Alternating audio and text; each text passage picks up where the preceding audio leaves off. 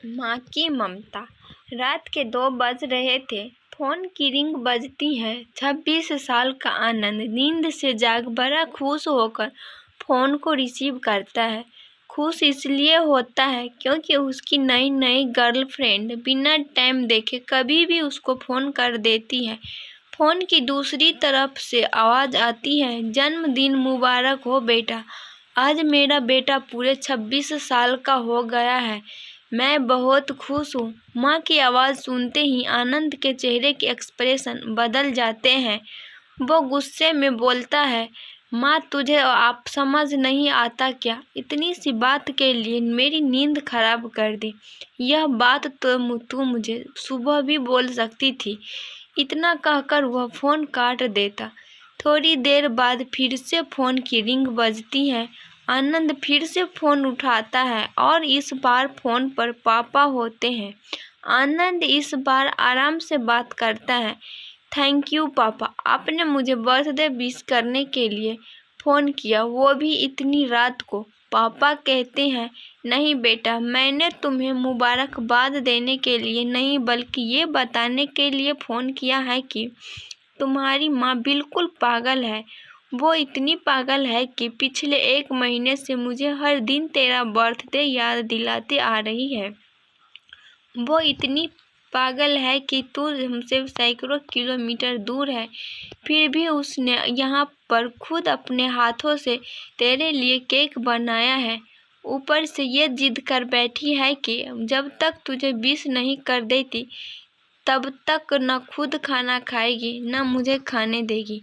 आनंद सब ध्यान से सुन रहा था और उसे ये महसूस भी हो रहा था कि उसने अपनी माँ को फॉर ग्रांटेड ले लिया था। वो बोला, नहीं पापा, माँ बिल्कुल पागल नहीं है। पापा कहते हैं, नहीं बेटा, तू अपनी माँ के पागलपन को नहीं जानता है। मैं जानता हूँ। वह तो 26 साल पहले ही पागल हो गई थी जब डॉक्टर ने उसे कहा था या तो हम बच्चे को बचा सकते हैं या आपको। उसने बिना 1 सेकेंड भी सोचे बच्चे को बचाने का फैसला ले लिया और मुझे भी कसम देकर उस फॉर्म पर साइन करने के लिए मना लिया था जिस पर लिखा था उसकी ज़िंदगी इस ऑपरेशन से खतरे में है और अगर उसे कुछ होता है उसके जिम्मेदार डॉक्टर नहीं होंगे। अब तू ही बता, बिना तुझे देखे जो औरत तेरे लिए मरने को तैयार हो जाए उसे हम पागल नहीं कहेंगे तो क्या कहेंगे? इतना कहकर पापा ने भी फ़ोन रख दिया। आनंद ने भी अब यह महसूस किया था कि वह जो कर रहा था वो भूल नहीं, गुनाह था। हाँ, एक बार किसी इंसान को दुख दो तो कोई बात नहीं, लेकिन भगवान को दुख देना गुनाह ही होता है और माँ भगवान से कम नहीं होती। पश्चाताप के आंसू उसकी आंखों से बह निकले।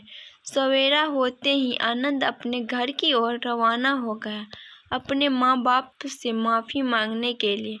घर पहुँचते ही उसने पहले माँ से माफ़ी मांगी, जिसने उसे गले लगा लिया। फिर वह अपने पापा से माफ़ी मांगने लगा। पापा ने कहा, कोई बात नहीं बेटा, जा तू वापस चला जा। तेरी माँ हमेशा कहती थी कि तो उसे बुढ़ापे में संभाल लेगा, लेकिन मैं उसे समझा दूंगा। जैसे आज तक मैं उसे संभालते आया हूँ वैसे ही आगे भी मैं उसका ख्याल रखूँगा।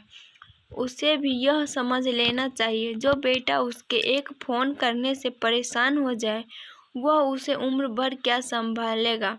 बाप की ऐसी कड़वी बातें सुन आनंद की आंखें बहने लगी।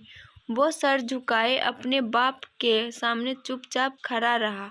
अपने बेटे को परेशान देख माँ आगे आती है और पापा को कहती है, जाने दीजिए, माफ़ कर दीजिए, हमारा ही बेटा है। माँ की ममता का मोल न कोई लगा पाया था न कोई लगा पाएगा। 9 महीने प्रसव की पीड़ा सहन करके हमें नई जिंदगी नई दुनिया में लाने वाले माँ ही हमारी हर गलती को माफ़ कर सकती है।